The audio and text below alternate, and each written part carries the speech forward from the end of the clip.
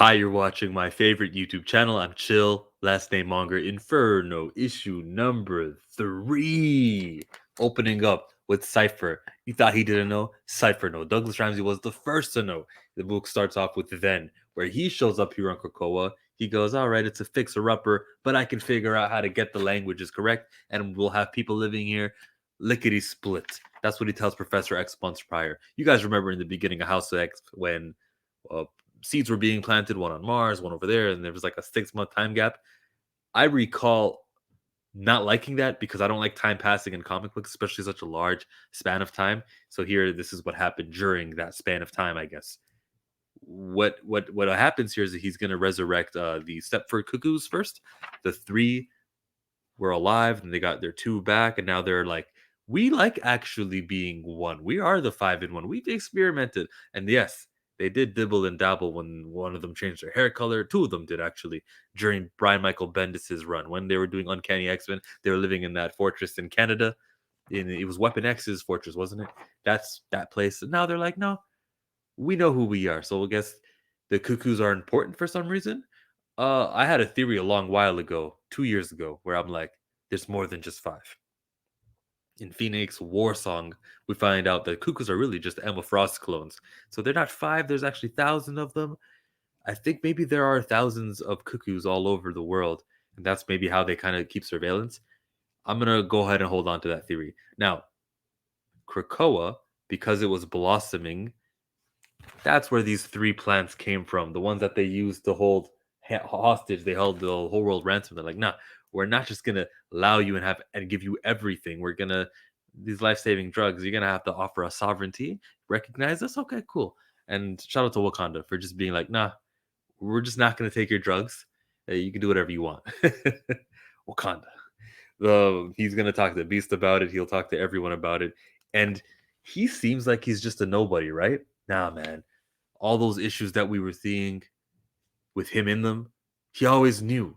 He could communicate. You think if it's happening on Krakoa, Douglas Ramsey knows. So you thought Emma Frost in the last issue was the only one who was given this information? Douglas Ramsey always knew, and here he is chilling with the Krakoa itself, making great friends with it. Now Magneto and Chuck, let's cut over to them. My mistake. It's cutting over to Destiny and Mystique and them, and they're like, you can go see Emma Frost now. And what Destiny says, she's like, yo, there's gonna be two of you find love, three of you will not. One of you is gonna go to the other world, it's gonna change you forever, and one of you is never gonna recover from it.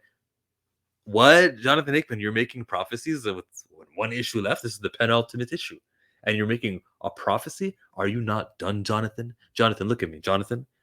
Are you finished with the X-Men or not? Unless all of this comes to fruition in the next issue, which I doubt will happen, why would you put something out like that which won't be seen into fruition? Not by you, at least. Maybe Teeny Howard has this coming up, but it adds to the theory of mine that he's not really finished. He'll wait it out. Let the X-Men creators do Legion of X and X-Men Red, Marauders, X-Force, the 9 titles. Let them do Immortal X-Men. Let Jordan D. White's reign as the editor end.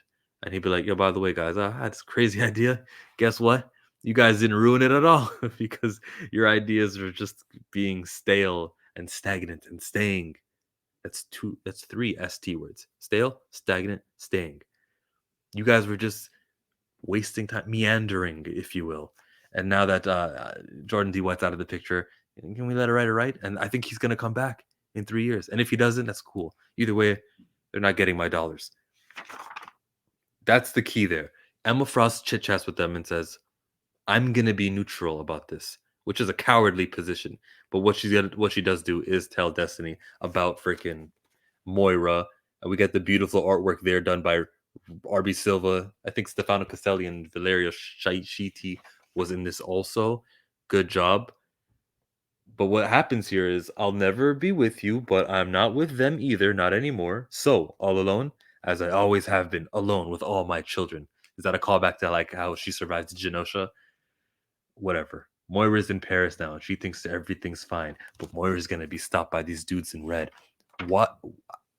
I thought Destiny and Mystique knew about them.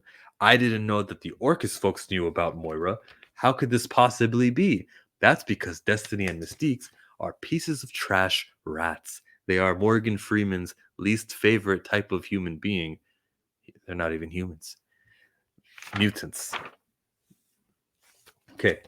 If you've been an X-Men reader for a long time or a fan and understanding who Magneto and Professor X are, this was it. This was like the peak of their relationship. Old friend, all this talk. Professor X and Magneto throughout the years have been warring with each other. We know Magneto's position by any means and all that stuff. Kill them if we got to. Magneto then kind of says, I don't think you believe in what you're saying anymore. I don't think you believe in your hope little dream anymore.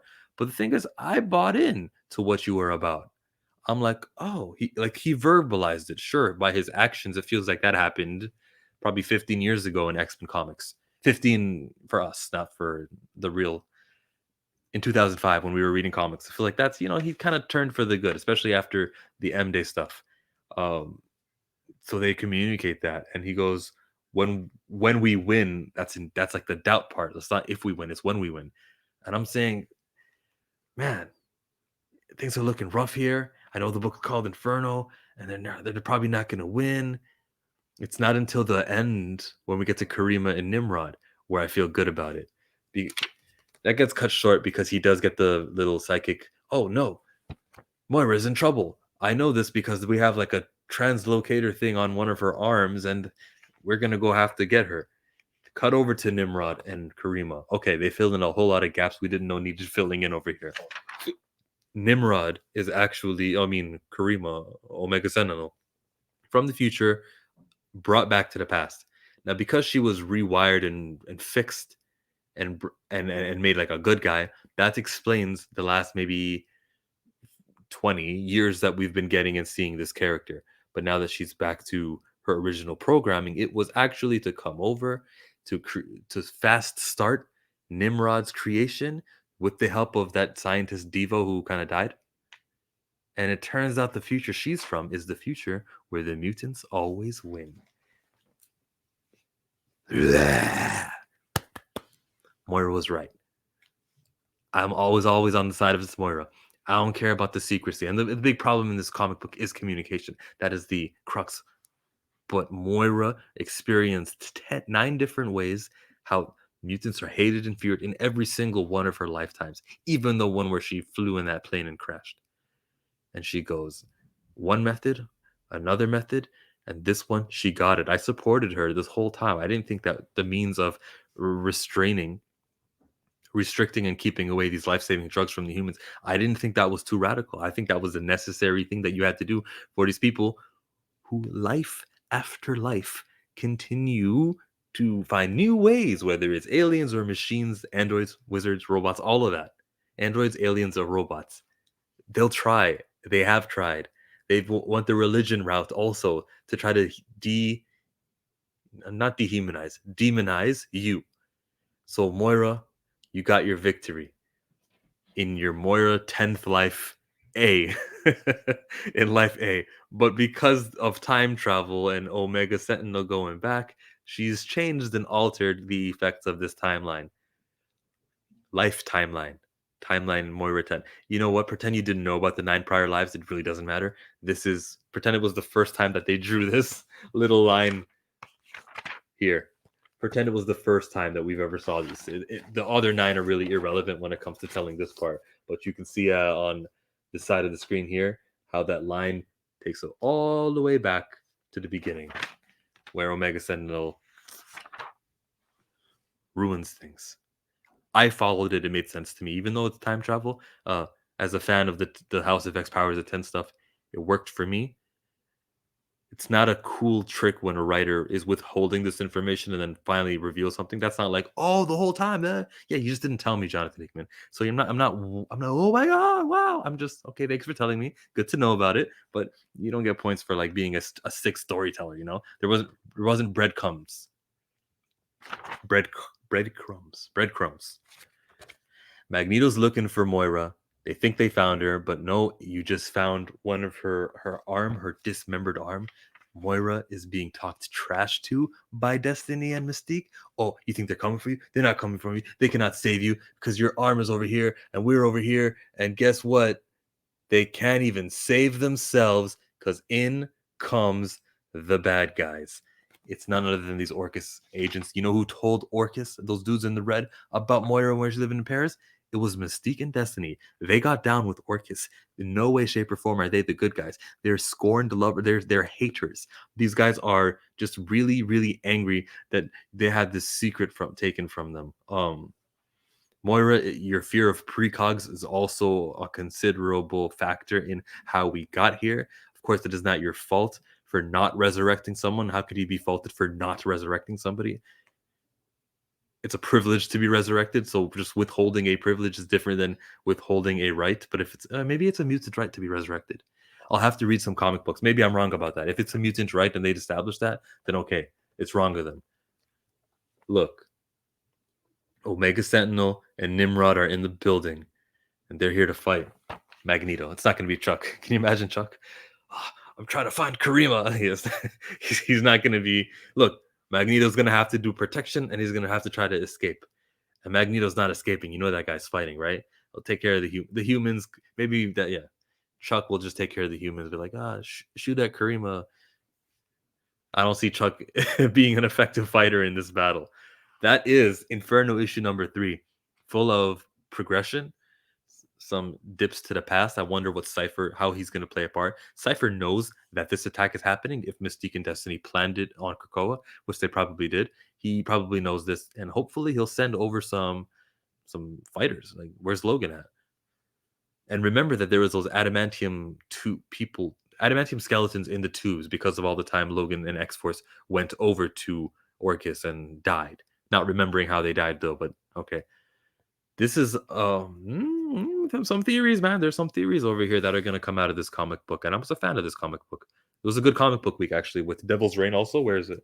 You may just get another review from me coming out of this beauty of a comic book, sort of a repeat of Civil War. They also understand that they're repeating Outlawed and Civil War in that comic book, but with Jonathan Hickman's Destiny of X, Inferno.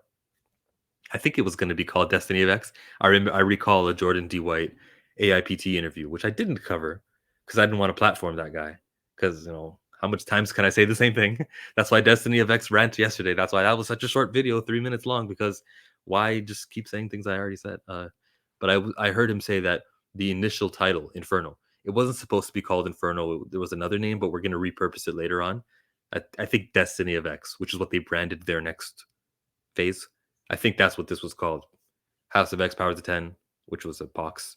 This was going to be Docs. They've already used Docs, actually. Dawn of X. Dawn of X, Reign of X, Destiny of X. You are a mark if you actually think that there's thought that goes into these names. There's not. They're just rebranding for the sake of rebranding. Tell me how the last 12 months of X-Men have been a reign. Explain that one to me. Yeah, man. I'm not complaining today. I'm pleased with this comic book. Like the video if you liked this. If you dislike the video, YouTube doesn't show it anymore. I got a lot of dislikes on that one. 14 dislikes on my Destiny of X compared to like 22 likes. I wish it was more visible because I'm not afraid of the dislike button. It generates conversation. It shows what the public freaking perception is of a thing. It's great. The dislike button. It's awesome.